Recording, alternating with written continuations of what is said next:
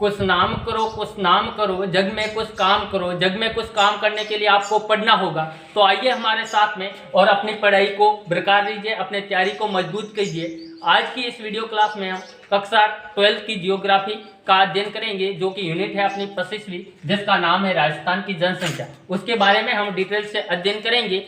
और उसके साथ में आज का जो ये वीडियो सेशन है वो क्लास 12 के लिए नहीं है, बल्कि जो भी प्रतियोगी परीक्षाओं की तैयारी कर रहा है वो भी व्यक्ति या जो भी बच्चा या विद्यार्थी है वो हमारे साथ में आकर अपनी कंपटीशन तैयारी को मजबूत कर सकता है। और आज के इस वीडियो सेशन में हम क्लास 12 की जो जियोग्राफी यूनिट है 25वीं, उसका नाम है राजस्थान की जनसंख्या। और इसमें हम राजस्थान की जनसंख्या, राजस्थान का जनसंख्या घनत्व व राजस्थान का लिंगानुपात के बारे में डिटेल से अध्ययन करेंगे। और बोर्ड एग्जाम में जो मानचित्र से संबंधित जो क्वेश्चन बनता है वो किस प्रकार बनता है उसका विस्तार से अध्ययन करेंगे। तो आइए हमारे इस क्लास के साथ में, और जो भी हम आंकड़ा का अध्ययन करेंगे वो वर्ष 2011 की जनगणना के अनुसार हम करेंगे।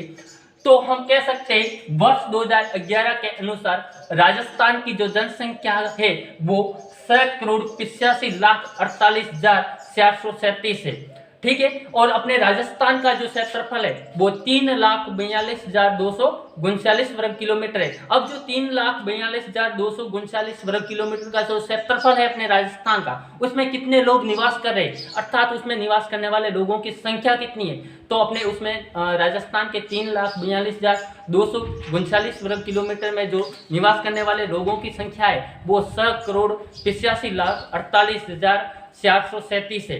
ठीक। उसमें से जो पुरुषों की संख्या कितनी है और महिलाओं की संख्या कितनी है, तो मोटे तौर पर बात करूं तो उसमें रहने वाले पुरुषों की संख्या है वो 3,67,00,000 है, और महिलाओं की बात करूं तो 3,30,00,000 है। आप देख सकते हैं जो यहाँ पर जनसंख्या है, अब जो जनसंख्या है वो भारत की कुल जनसंख्या का लगभग 5.6% है। और जनसंख्या की दृष्टि से अपने भारत में राजस्थान का या राज्य का कौन सा स्थान है, तो 8वां स्थान।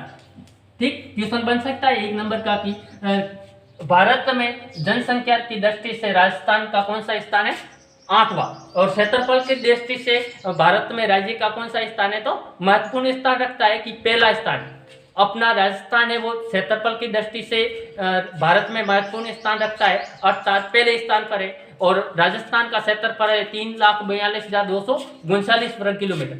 और उसी प्रकार एक क्वेश्चन 1 नंबर का क्वेश्चन बन सकता है कि जो जनसंख्या की दृष्टि से भारत में अपने राज्य अर्थात राजस्थान का कौन सा स्थान है, 8वां स्थान, जिसमें राज्य की जनसंख्या है वो 6,85,48,437 है। ठीक। अब देखो मैंने यहाँ पर मोटे तौर पर बता दिया। अब जो राजस्थान है उसमें किस जिले की, अपने राजस्थान में जो वर्ष 2011 में जो जनगणना हुई थी उस समय जो 29 राज्य और 7 केंद्र शासित प्रदेश थे, अर्थात 29 और 5 जो 35 के अकॉर्डिंग, उसमें जो 35 होते उनके अकॉर्डिंग मैं यहाँ पर बात कर रहा हूँ। ठीक है। जो राजस्थान में किस जिले की जनसंख्या है वो सर्वाधिक है, तो जयपुर जिले की जनसंख्या है वो सर्वाधिक है, क्योंकि जयपुर जिले में लोग हैं वो ज़्यादा निवास करें। क्यों? क्योंकि उनको जो उनके लिए लोगों के लिए जो सुविधा है वो जयपुर में ज़्यादा प्राप्त होगी, इसी कारण वहाँ पर ज़्यादा लोग रहते होंगे। और जो जयपुर की जनसंख्या है वो 66,26,178 जयपुर में रहने वाले लोगों की संख्या 66,26,178 है। और उसी प्रकार पूछ सकते हैं कि राज्य में न्यूनतम जनसंख्या वाला जिला कौन सा है, तो जैसलमेर, और जिसकी जनसंख्या है 6,69,919। ठीक। आप यहाँ पर अपने मैं एक और बात करूं कि जैसे आप मानचित्र, राजस्थान का मानचित्र देख सकते हो, और राजस्थान के मानचित्र में पूर्व से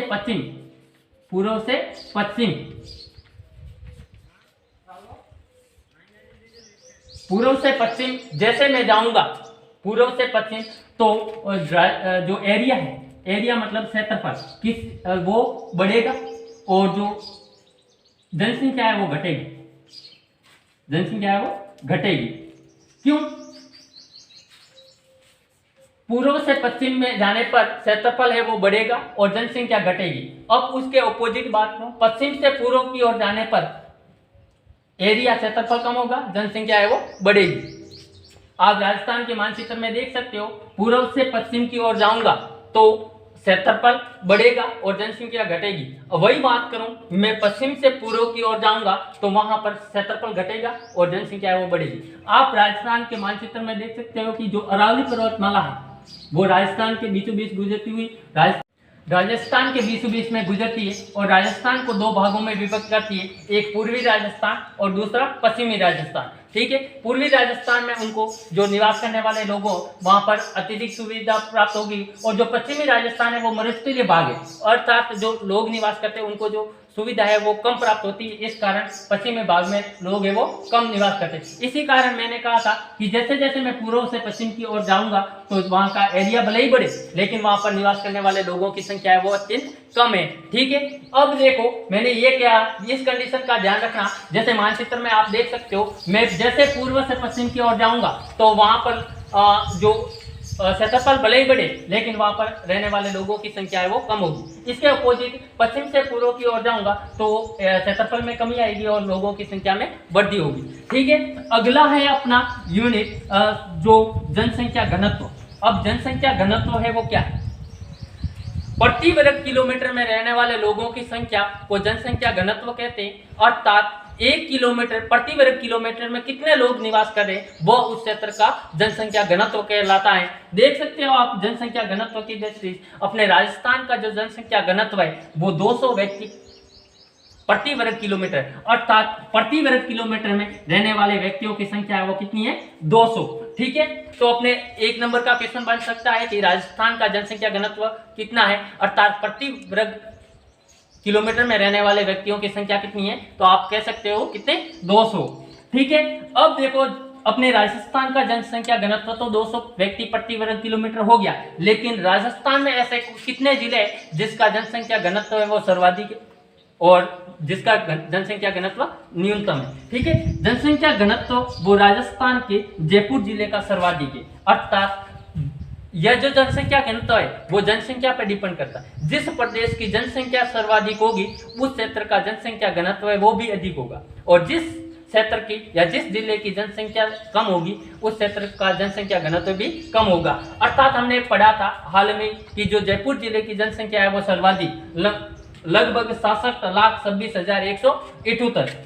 तो यहाँ पर जनसंख्या घनत्व है वो किसका अधिक होगा? जयपुर का। जयपुर में जो जनसंख्या घनत्व है वो 594, अर्थात प्रति वर्ग किलोमीटर में रहने वाले व्यक्तियों की संख्या है वो कितनी है? 594। एक प्रति वर्ग किलोमीटर में कितने लोग निवास कर रहे हैं जयपुर में? तो 594 है, जो कि सर्वाधिक जनसंख्या घनत्व वाला राजस्थान का जिला है। और न्यूनतम जो न्यूनतम जनसंख्या घनत्व वाला जिला जैसलमेर, क्योंकि हमें पढ़ा था कि जैसलमेर की जनसंख्या है वो कम है, 6,69,919। तो यहाँ पर न्यूनतम जनसंख्या घनत्व वाला जिला कौन सा हो गया? जैसलमेर, जिसकी सबसे कम जनसंख्या घनत्व है, अर्थात 1 वर्ग किलोमीटर में रहने वाले लोगों की संख्या है केवल मात्र 17। कितने? 1 वर्ग किलोमीटर में केवल मात्र 17 लोग ही निवास करते हैं। ठीक है, अब अगला क्वेश्चन आ जाए कि ऐसे कि राजस्थान में ऐसे कितने जिले हैं जिसका जनसंख्या घनत्व राज्य के जनसंख्या घनत्व से अधिक है? तो ऐसे 18 जिले हैं जिसका जनसंख्या घनत्व है वो राज्य की जनसंख्या घनत्व, अर्थात प्रति वर्ग किलोमीटर में रहने वाले लोगों की संख्या 200 से अधिक है। तो कितने जिले हैं? 18। ठीक है, उसमें से पहला है भरतपुर जिसका जनसंख्या घनत्व है 503, अर्थात प्रति वर्ग किलोमीटर में रहने वाले लोगों की संख्या कितनी? 503। दूसरा है दौसा जिसका जनसंख्या घनत्व है 676, अर्थात प्रति वर्ग किलोमीटर में रहने वाले लोगों की संख्या वो 676 है। तीसरा है अलवर जिसका जनसंख्या घनत्व 638, अर्थात प्रति वर्ग किलोमीटर में रहने वाले लोगों की संख्या है वो अलवर की है 438। यहाँ मैं न्यूनतम की बात करूं, न्यूनतम जनसंख्या वाले जिलों की बात करूं तो हमने पहला न्यूनतम जनसंख्या जैसलमेर जिसका सबसे कम है जनसंख्या घनत्व है, अर्थात प्रति वर्ग किलोमीटर में केवल मात्र 17 लोग ही निवास करते हैं। दूसरा है बीकानेर जिसका जनसंख्या घनत्व 78, अर्थात प्रति वर्ग किलोमीटर में रहने वाले लोगों की संख्या या व्यक्तियों की संख्या केवल मात्र 78। और तीसरा है बाड़मेर जिसका जनसंख्या घनत्व है 92, अर्थात प्रति वर्ग किलोमीटर में रहने वाले लोगों की संख्या कितनी, या व्यक्तियों की संख्या कितनी, 92।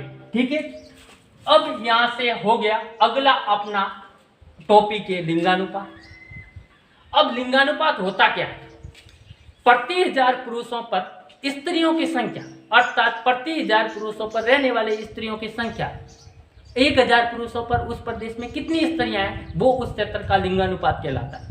तो इसकी परिभाषा आप लिख सकते हो, प्रति 1000 पुरुषों पर स्त्रियों की संख्या को लिंगानुपात कहते हैं। और अपने राजस्थान का लिंगानुपात है 928।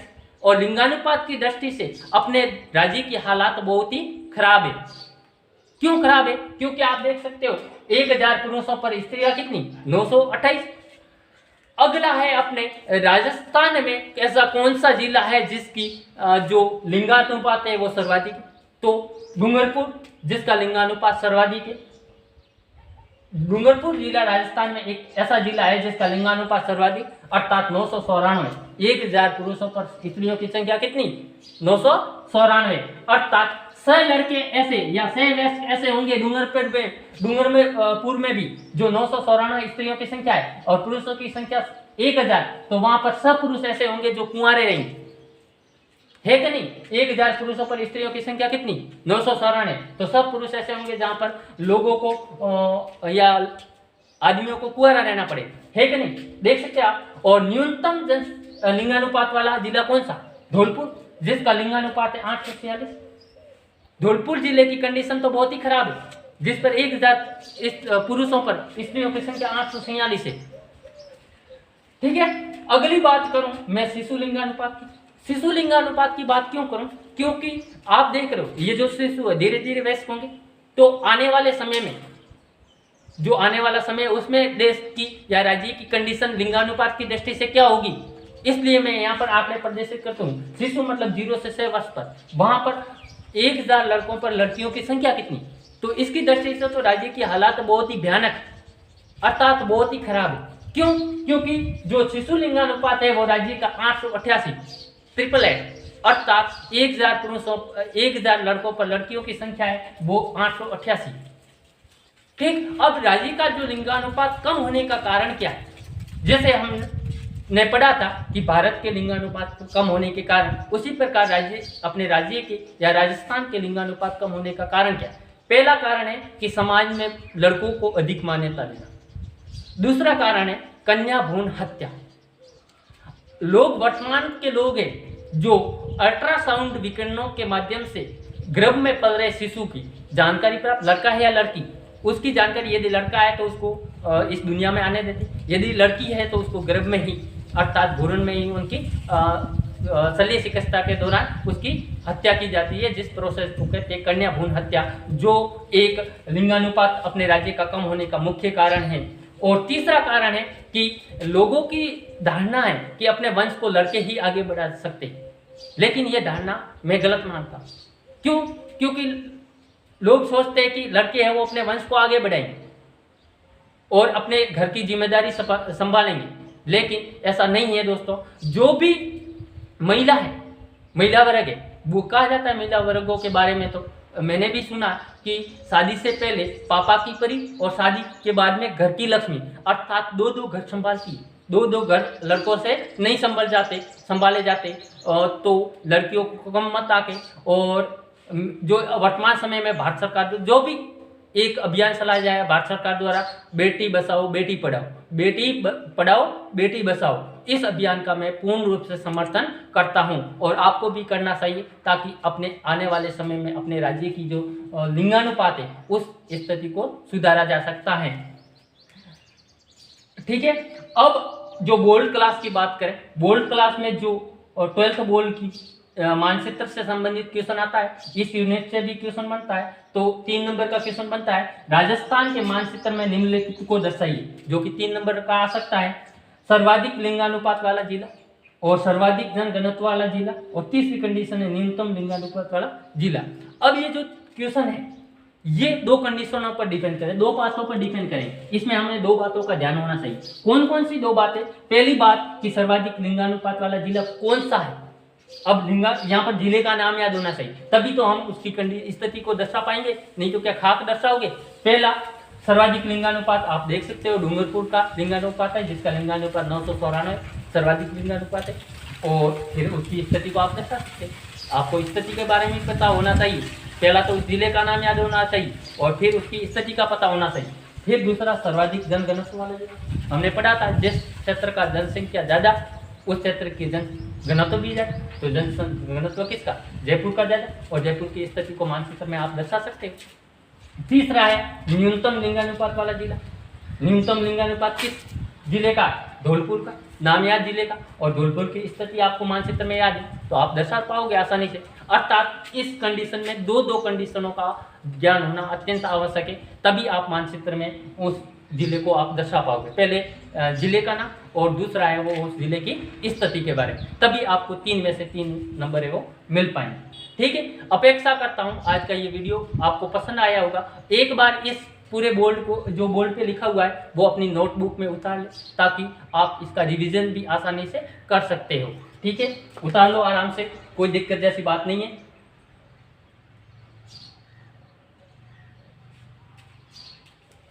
आज के इस वीडियो क्लास में या इस वीडियो सेशन में हमने भारत राज्य की या राजस्थान की जनसंख्या घनत्व व लिंगानुपात के बारे में पूर्ण रूप से जानकारी अर्जित की है, और एक क्वेश्चन के बारे में जिसको मानचित्र पर अंकित जिलों को कैसे किया जाए और किन बातों का ध्यान रखना चाहिए, इन बातों को हमने विस्तार से अध्ययन किया है। और अपेक्षा करता हूँ ये वीडियो आपको पसंद आया होगा, तो इस वीडियो को लाइक, सब्सक्राइब एंड शेयर करना ना भूलें, और मेरे इस यूट्यूब चैनल को थोड़ा सा कष्ट करके सब्सक्राइब भी करना। और जल्दी में जो ये वर्तमान, एक बात और बताना चाहता हूँ, जो वर्तमान समय में जो बच्चे हैं वो एग्जाम से लेकर टेंशन मत लीजिए। क्यों? क्योंकि एक मैं 2 बातों का जिक्र करूंगा यहाँ पर। एग्जाम तू कहाँ गई, एग्जाम तू विद्यार्थियों को छोड़कर कहाँ गई, तू विद्यार्थियों को छोड़कर कहाँ गई, कोरोना में मास्क और सैनिटाइजर लेकर गायब कैसे हो गई। और जो शिक्षा मंत्री हैं वो फेसबुक पेज पर लाइव आकर बता रहे थे कि कोरोना है, जो एग्जाम है वो किसी दूसरे के साथ क्वारंटाइन होगी। अर्थात जो शिक्षा मंत्री हैं वो फेसबुक पेज पर लाइव आकर बता रहे थे कि जो एग्जाम है वो किसी दूसरे के साथ में क्वारंटाइन हो गई। इससे तो अच्छा होता कि एग्जाम तुझे कोरोना हो जाता, मैं तुझे सूता। अगर इससे तो अच्छा होता एग्जाम तुझे कोरोना हो जाता, मैं तुझे सूता और मैं तेरा हो जाता। तो टेंशन लेने की, एग्जाम को लेकर टेंशन मत लीजिए और अपनी तैयारी को बरकरार रखिए। ठीक है, और जल्दी मैं अगले वीडियो सेशन में आपको राजस्थान की लिटरेसी और राजस्थान की जनसंख्या वृद्धि दर के टॉपिक पर लेकर आता हूं। तब तक जय हिंद, जय भारत दोस्तों।